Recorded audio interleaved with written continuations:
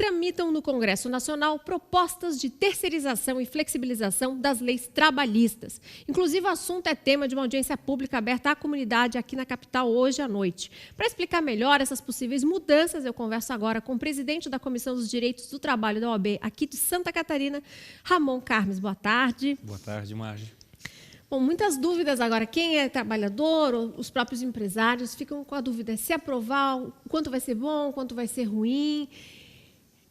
Eu vou começar perguntando o que muda para o trabalhador, né, se essas leis forem aprovadas.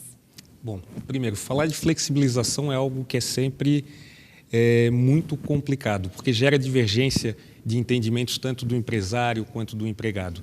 O que muda para o empregado, nós temos diversas propostas de flexibilização de leis do trabalho tramitando no Congresso. Isso não é de hoje, não é desse governo. Essas propostas já tramitam há muito tempo nas casas, mas voltam como propostas principais desse governo interino nesse momento. Uma das principais propostas que eu gostaria de destacar é a alteração do artigo 618 da CLT. O que é essa mudança na prática para o empregado? Seria a possibilidade de uma convenção ou um acordo coletivo retirar um direito concedido por lei desse empregado. É aí exatamente que mora o risco para o empregado. Por quê? Como é que funciona hoje?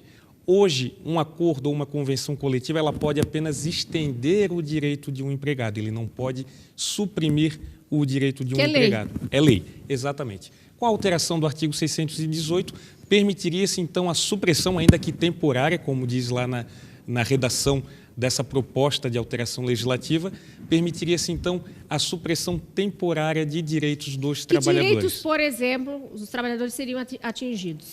Olha, por exemplo, o direito a férias do trabalhador. Não poderia suprimir, retirar de maneira completa o direito às férias, mas poderia-se, então, mudar a forma como esse trabalhador goza as férias, a forma de pagamento dessas férias, o 13º salário. Hoje, a legislação diz que deve ser pago em até 2 parcelas.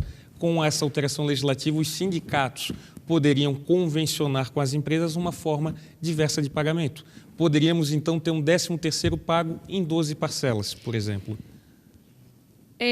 Li opiniões divergentes, e eu sei que já existe uma polêmica no Congresso, há quem seja, né, parlamentares a favor, parlamentares contra, e os sindicatos também, alguns sindicatos já se manifestaram que são contra essas, no caso, se forem aprovadas essas novas leis.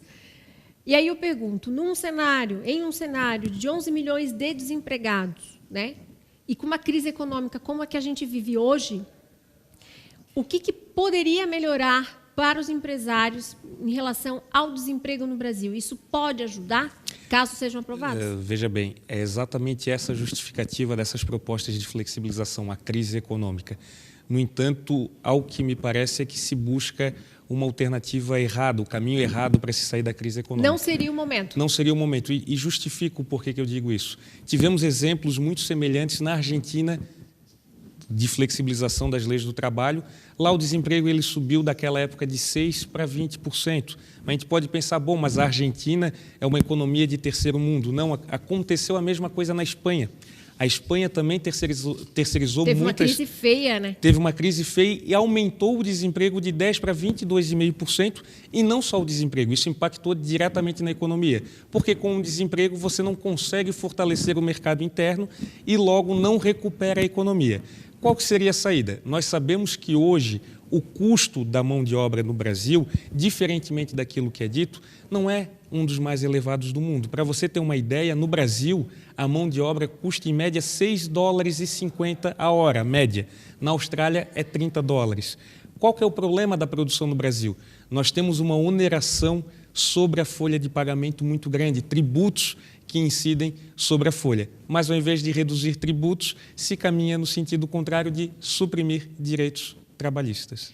A gente tem uma audiência pública que vai discutir isso hoje. Eu queria que você falasse para quem tem interesse aqui na capital de ir nessa audiência, onde que vai ser, que horário, que vai estar discutindo esse assunto. Olha, a OAB, mais uma vez, cumprindo o seu papel democrático, ela convidou diversas instituições interessadas no assunto da flexibilização. Nós vamos ter lá Ministério Público do Trabalho, Tribunal Regional do Trabalho, a Fiesc, a CUT, a Federação dos empregados no comércio de Santa Catarina para discutir as propostas de flexibilização e permitir com que, de repente, nós não vamos sair lá com um consenso, mas construir um consenso a respeito das propostas de flexibilização. Será hoje à noite, às 19 horas, no auditório da seccional da OAB de Santa Catarina. Acesso gratuito e as vagas limitadas ao número de pessoas que comportam o auditório.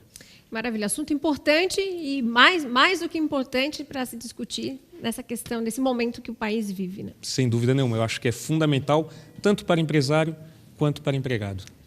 Obrigada. Obrigado.